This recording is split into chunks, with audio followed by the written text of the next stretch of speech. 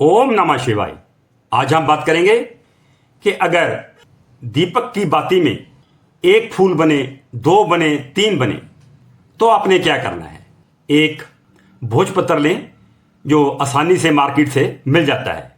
उस भोजपत्र पर जब दीपक शांत हो तो उस फूल को, उस राख को उठाकर भोजपत्र पर रखें और उसके साथ उसके बराबर की मात्रा का लाल चंदन पाउडर उसके बराबर की मात्रा का उस राख में मिलाएं। जब आपने कहीं जरूरी काम जाना हो तो आपने उसका तिलक अपने माथे पर लगाकर जाएं तो आपका काम अवश्य बनेगा। इतना शक्तिशाली है ये फूल का उपाय। देखिए, कई लोग कहते हैं कि ये कार्बन है। अगर उनकी बात मान ली जाए कि ये कार्बन है तो आप प्रतिदिन दीपक जलाते हो, वही बाती होती है, वैसा ही घी होता है, वही दीपक होता है, वही आप जलाने वाले होते हैं, वही स्थान होता है, तो ये फूल रोजाना क्यों नहीं बनता? ये कभी कभार ही बनता है। अगर कार्बन हो तो ये रोजाना बनना चाहिए। जब सब कुछ वही है तो रोजाना ना बनने वाला फूल कभी कभी बनता है, तो इसका कोई कारण है। आइए आज हम इसका जो कारण है उस पर भी चर्चा करेंगे। देखिए, दीपक जो है बहुत शक्तिशाली है। दीपक में अग्नि तत्व होता है। इसका हम दीपक क्यों जलाते हैं? कि मेरा जीवन प्रकाशित रहे, मेरा मार्ग प्रकाशित रहे, मेरा अंधकार दूर हो। यह दीपक जलाने का मकसद होता है। पूजा पाठ, मंत्र, आपकी प्रार्थना, यह भी एक साइंस है। जब आप कोई पूजा पाठ करते हो तो उससे तरंगें उत्पन्न होती हैं।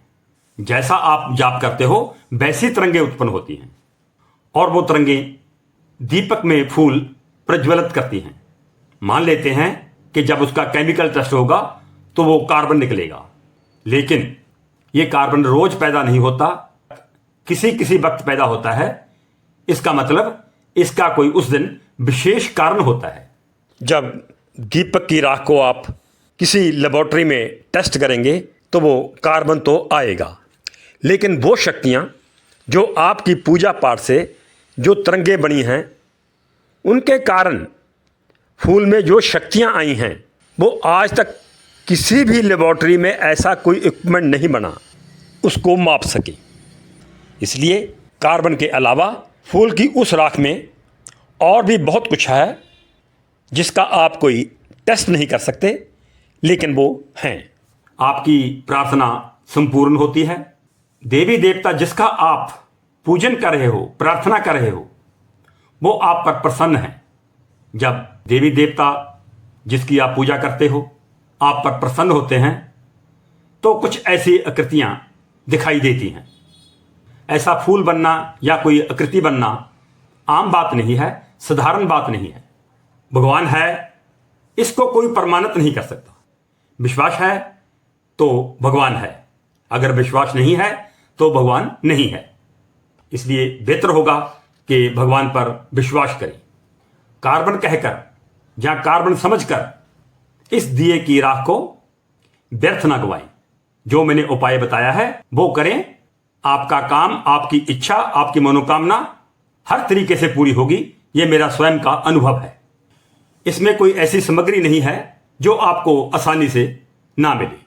देखिए, भोजपत्र है, हर पूजा पाठ की दुकान पर मिल जाता है, और लाल चंदन जो पाउडर शेप में आपने लेना है वो आपको पूजा पाठ की दुकान पर मिल जाता है। तो इसलिए मंत्र एक विज्ञान है। जो मंत्रों के द्वारा या पूजा पाठ के द्वारा आपके दीपक पर जो फूल बनता है वो साधारण नहीं है, वो भी एक रिएक्शन है। चमत्कार मैं कभी नहीं कहता, वो भी एक रिएक्शन है जो होता है। आप इस बात को नोट करना कि ये फूल नवरात्रों के दिनों में ज़्यादा बनता है, क्योंकि जब ऐसे दिन होते हैं तो ब्रह्मांड में जो शक्तियां हैं वो जागृत हुई होती हैं, और जब आप थोड़ा सा भी पाठ पूजा करते हो तो उन तरंगों से मिलकर ऐसी आकृति बनती है जिसको हम एक कार्बन समझ लेते हैं। बहुत बड़ी भूल करते हैं।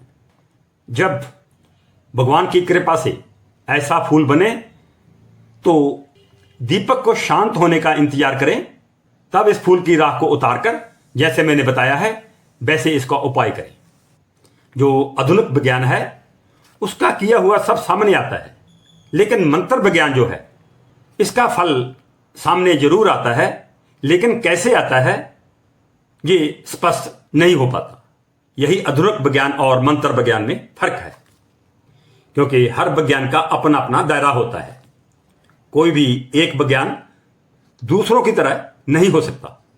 भरपूर आनंद लेने के लिए हमें इस फर्क को समझना होगा। आप सब ने यह अनुभव किया होगा कि अच्छा हो रहा है आगे या बुरा हो रहा है मेरे साथ, तो उसकी कुछ झलकियां हमें नजर आने लगती हैं। फूल भी ऐसी झलकियों में से एक है। जब फूल बने तो ये समझिए कि मेरे साथ कुछ अच्छा होने वाला है। जो कोई इसे कार्बन कहता है उसका अपना निजी अनुभव हो सकता है, लेकिन ये सबके लिए नहीं बोल सकते। जहां विश्वास वहां भगवान। जो मंत्र विज्ञान है ये सबके समझ में नहीं आ सकता, किंतु परंतु के चक्कर में मत पड़े। बस इस पर विश्वास करें। जैसा हमारे पुराण ग्रंथों में लिखा है वैसा ही आप इसका पीछा करें। कुछ बातें ऐसी होती हैं जो ग्रंथों में दर्ज नहीं होती, लेकिन मान्यताएं होती हैं।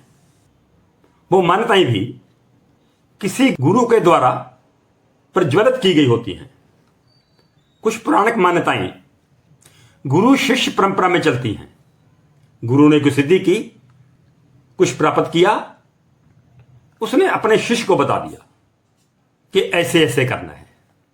उस पर किंतु परंतु शिष्य नहीं करते, और जो भी बताया जाता है वो प्रभावी होता है।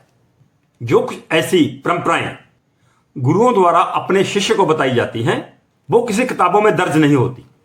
उनको किसी भी किताबों में मत ढूंढिए, उनको मानना ही बेहतर होगा। क्योंकि जब हम भावपूर्ण कोई भी साधना करते हैं तो उसका रिजल्ट मिलता है। दीपक में फूल बनना मतलब साधक अपनी साधना के निकट पहुंच चुका है। मेरा कहने का मतलब आपकी साधना पूर्ण हुई। आप कभी ये बात नोट करना कि जब आप पूजा स्थल पर जल रखते हो, पूजा के बाद उस जल के टेस्ट में, स्वाद में फर्क पड़ जाता है। जो साधारण जल होता है उससे थोड़ा उसका स्वाद अलग हो जाता है। आप खुद इसका कारण समझिए।